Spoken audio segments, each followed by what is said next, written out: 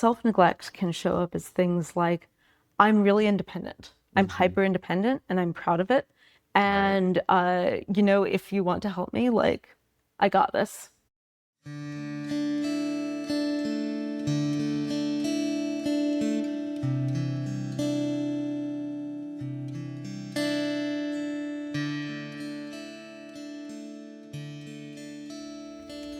Welcome back to the Experience of We.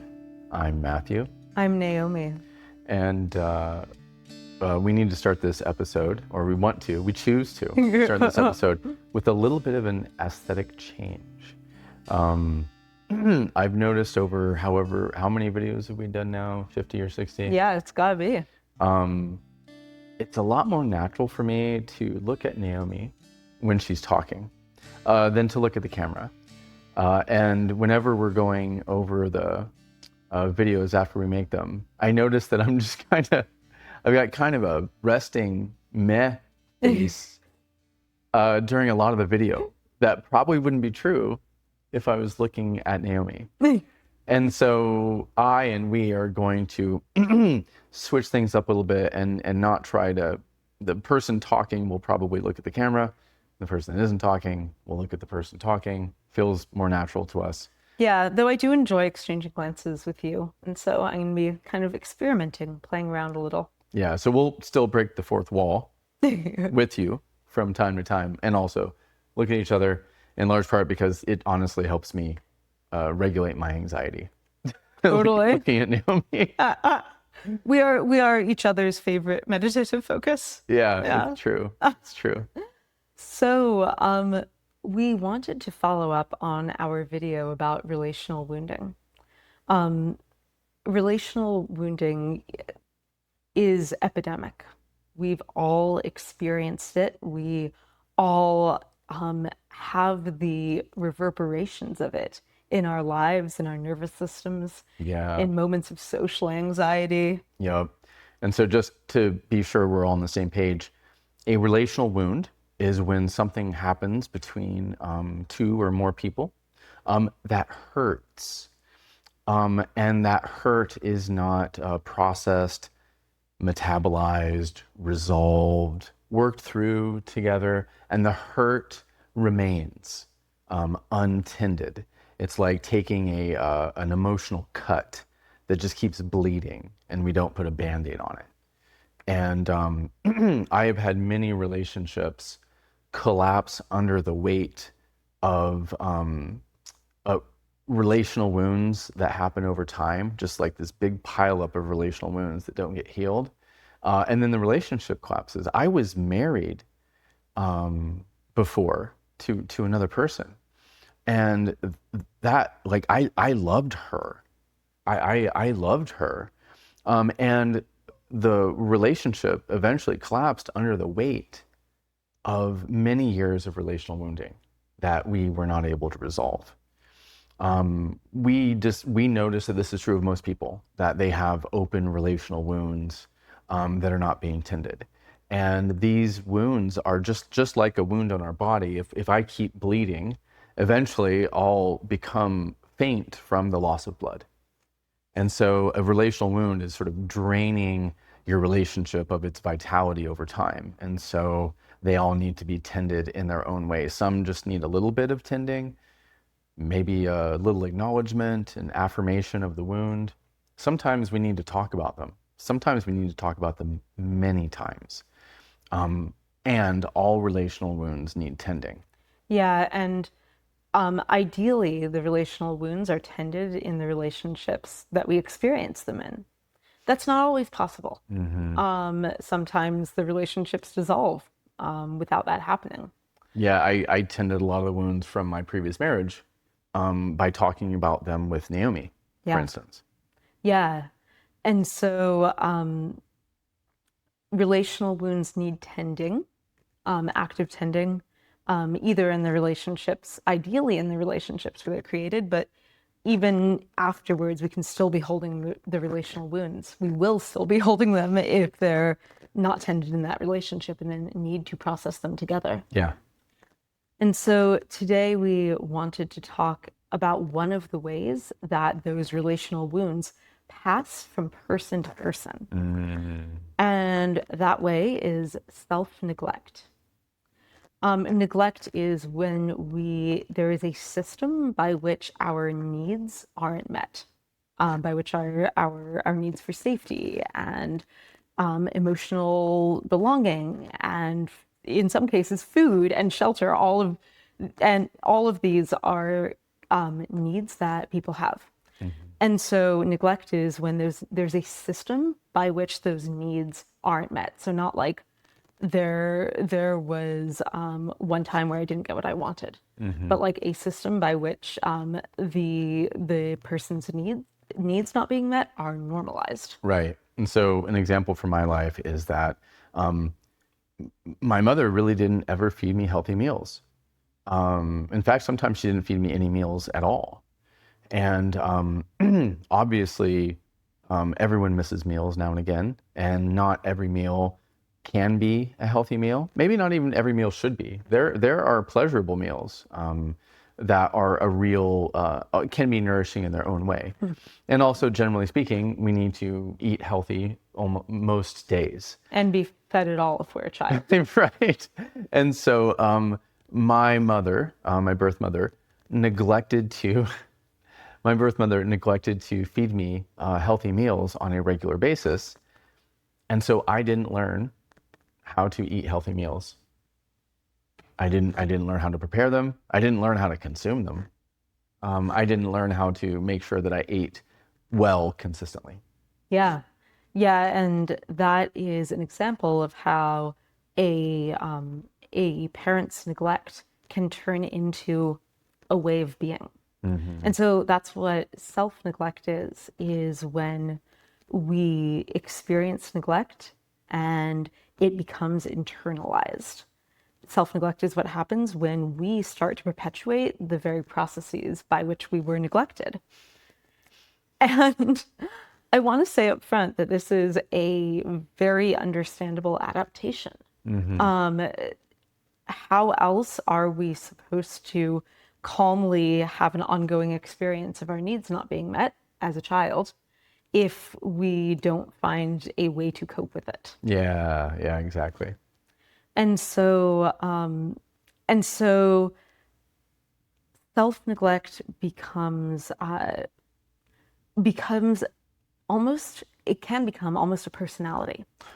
And so self-neglect can show up as things like, I'm really independent. I'm hyper independent and I'm proud of it. And, if you want to help me, like, I got this. Right. Yeah. So hyper independence can be I meet all of my own needs because I could never trust anyone else to do it. And so Yep. I do it all on my own. And I even kind of expect you not to meet my needs. And in fact, I might even try to stop you from trying to meet my Yep. needs because I meet my own needs. Yes. We were both very hyper independent when we met each other. Yes. Yes. I couldn't even make Naomi a glass of water without being like, no, you don't have to do that. I didn't feel safe with Matthew getting me a glass of water. That's how hyper independent and hurt I was into patterns of self-neglect. Self-neglect can also look like having low standards for how people treat us, for having low standards for how we treat ourselves, with not going for what we really want, not putting ourselves out there and staying with something that we truly believe in. And so, yeah, self-neglect can look like personalities, can look like hyper-independence, can look like not striving, can look like patterns of people-pleasing and of placating as a way of being. Yeah. Using my food example from earlier, growing up, I learned to either feed myself somehow or just not eat. And once I reached adulthood, I was really proud of the ability, the superpower of not needing to eat. And I carried that superpower all the way into my relationship with Naomi. And I was like, I don't even need to eat most of the time. Why do you need to eat? Because I don't need to eat. I can skip meals whenever I want. Yeah. And I was proud of that. You I were. was proud of that. Yes. Matthew sort of oriented to it as survival skills. Yeah, yeah. I'm tough because I can just skip eating and be fine. Yeah. Yeah.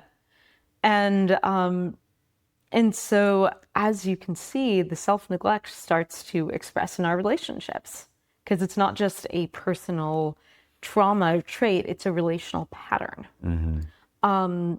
And so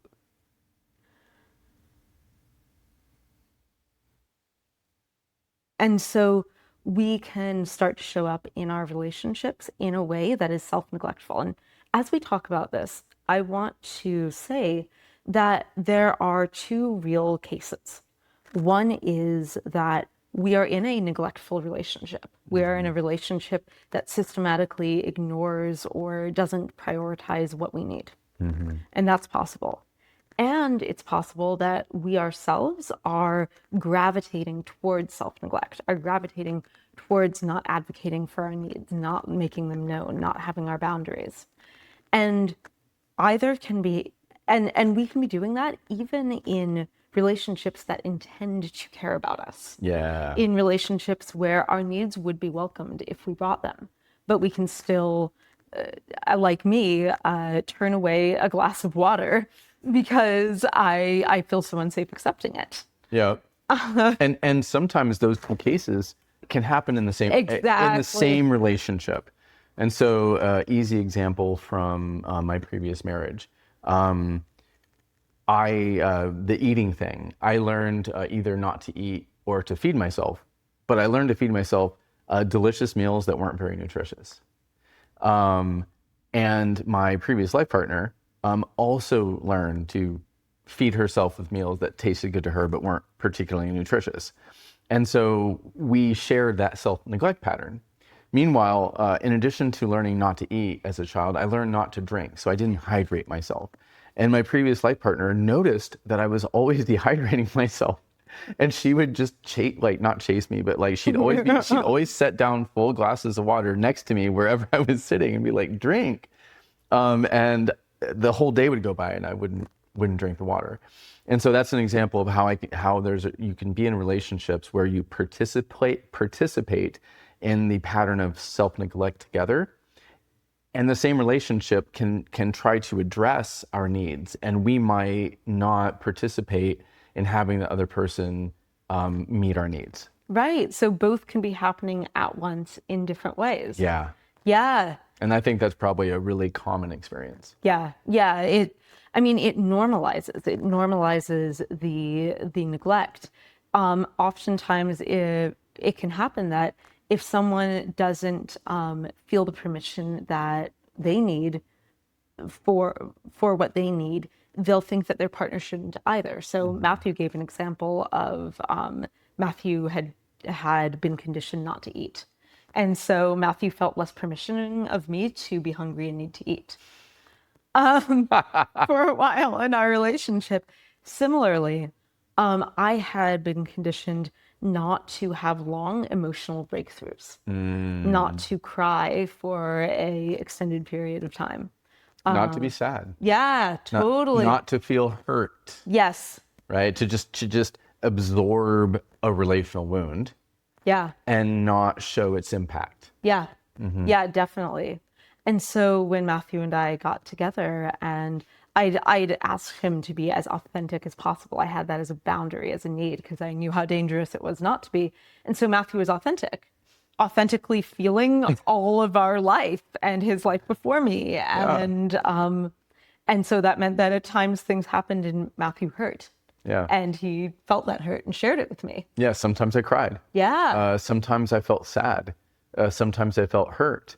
And you would sometimes orient to it as if there was something wrong with me for feeling my breakthrough emotions. Yes, I did. Yeah. Because I so shamed myself out of it. And so it took a lot of back and forths and honestly ego deaths on my part. Many ego deaths. Yeah, to come to the place where we both feel mutual permission to just be in our emotions as a way of being. So yeah, that is an example of how a self-neglect pattern in a relationship can transmit and create distance in between partners, or in between friends. Yeah. And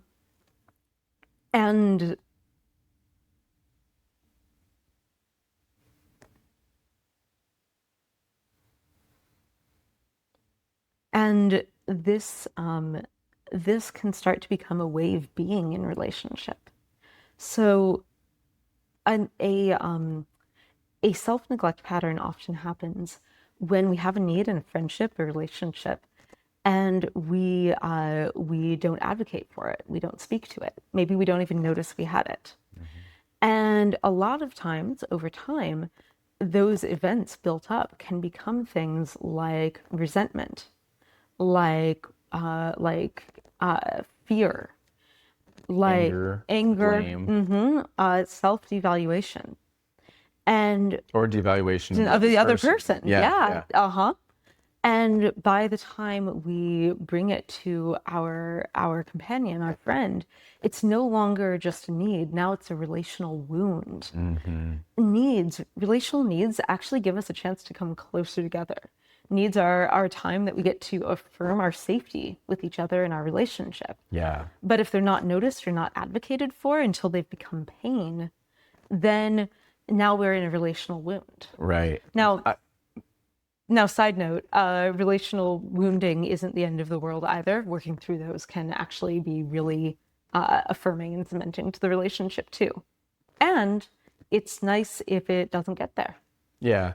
Yeah. And I guess I want to reflect what you just said because Yeah. it feels so important to me. So when we don't advocate for our need, or rather, I'll start, when we advocate for our needs and they are met, that is a relationship building moment that strengthens the relationship or heals the relationship where it may be hurt.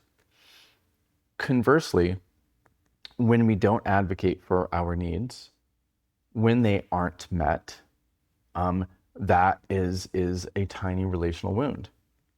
And maybe the first time our needs aren't met, or maybe when our needs aren't met over time, it becomes an aggravated relational wound and starts showing up as we said earlier, resentment, frustration, anger, maybe shame when Yeah. we notice that we have the need that hasn't been met and it hurts. Oh, we'll feel shame, we'll feel embarrassment. Yeah, like I shouldn't feel this or something like that. Yeah, like we shouldn't feel breakthrough emotions around a relational wound.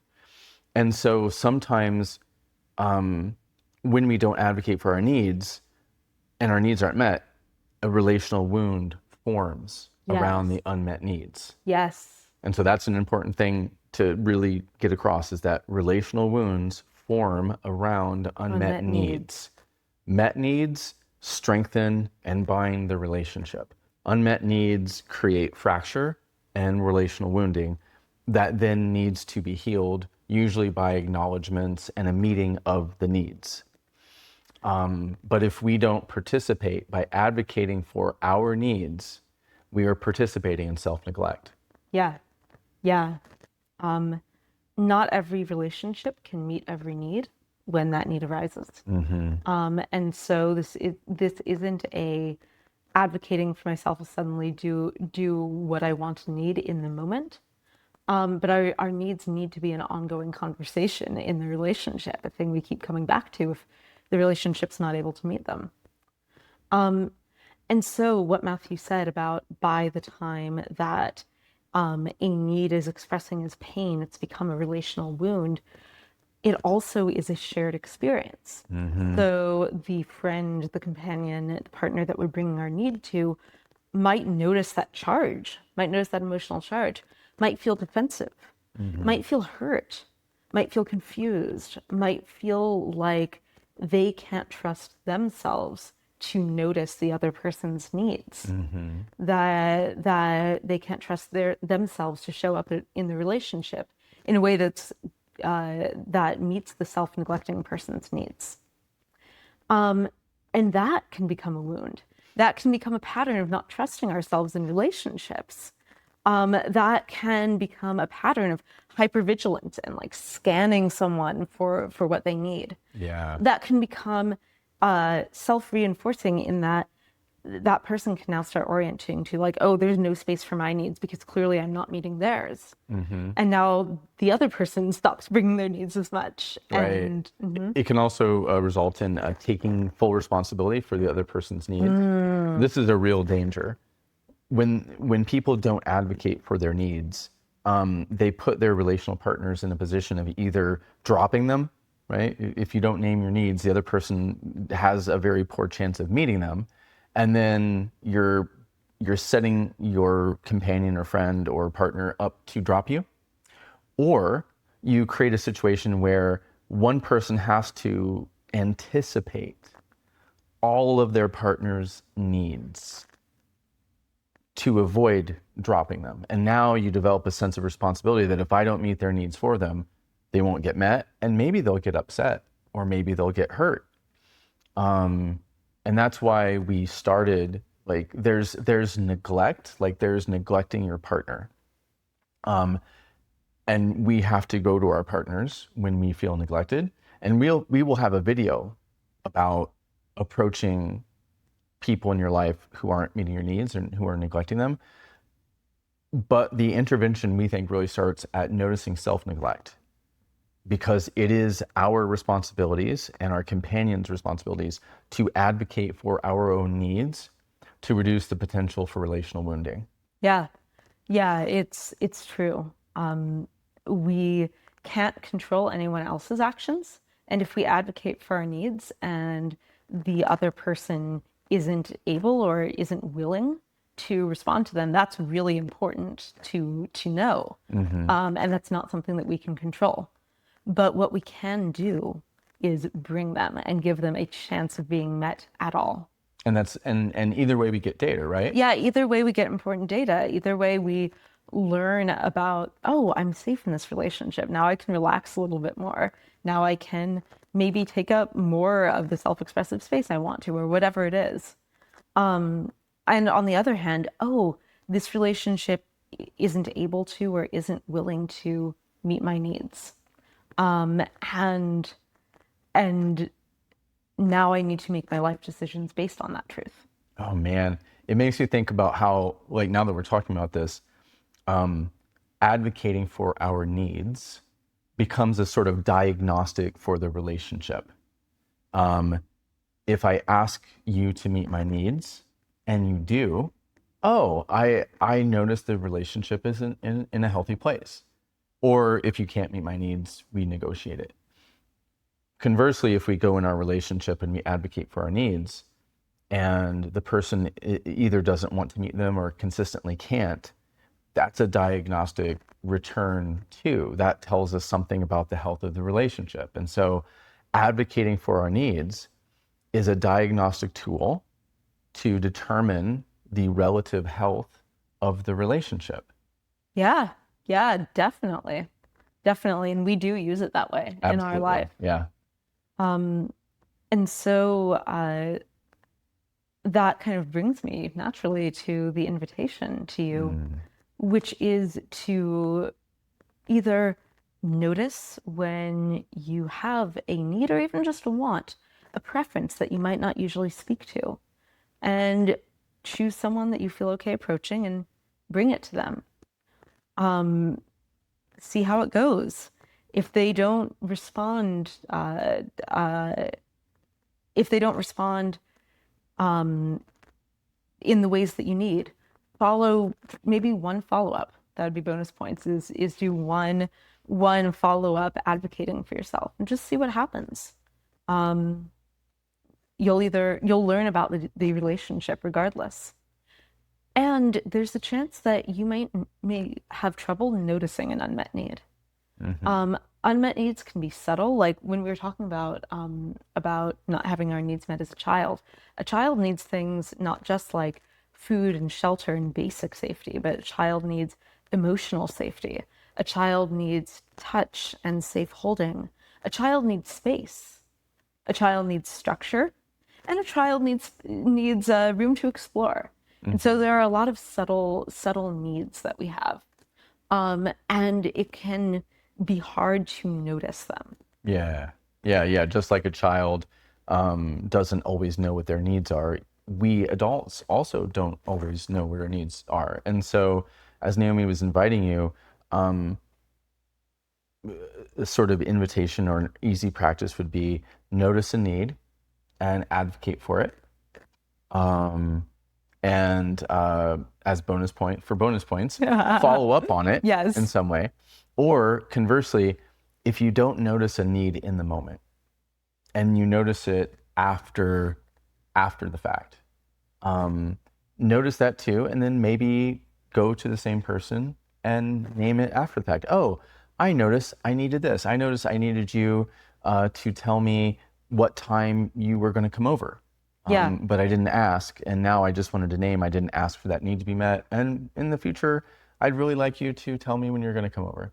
Yeah. Yeah. Yeah, exactly. Or this one came up a lot back when Matthew and I used to eat out more. I like one of us not noticing when we had a preference for the restaurant that we got takeout from. Oh my God, there were so many times Naomi would ask me what my preference was. And I have no preference whatsoever. And then as soon as Naomi had made a choice and we'd ordered or gone to a place, I'd suddenly recognize that I had a preference and I just hadn't named it. And now we're in the middle of eating food. I'm like, oh, I actually wanted something else and I knew that and I didn't name it in the moment. And so that was something that happened with us a lot. Yeah, yeah, exactly. And so when we are entrained to not notice our preferences, they can be hard to notice. And so an easy way to notice them is after the fact, and then naming it and noting it so it's easier to notice the next time around. Yeah. Yeah. And with that, I feel complete. How about you, Matthew? Yeah. I feel complete as well. I guess the last thing that I'll say before we sign off is in the same way that we think relational wounding is a kind of epidemic, we think self-neglect is also an epidemic. Yeah. We went through this before making this video. We actually scrolled through everyone that we currently know, and we could identify at least a couple pretty clear self-neglect patterns with every single person that we know, even if they were small. And so our sense is that most people participate in self-neglect in some way. And so we would just invite you to sort of notice that self-neglect is a common thing that modern humans participate in.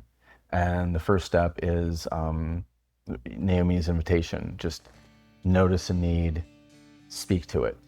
Just one time, see how it goes. So, yeah, break that pattern with us. Yeah. So we really appreciate you being on this journey with us, and we look forward to seeing you next time. Bye for now.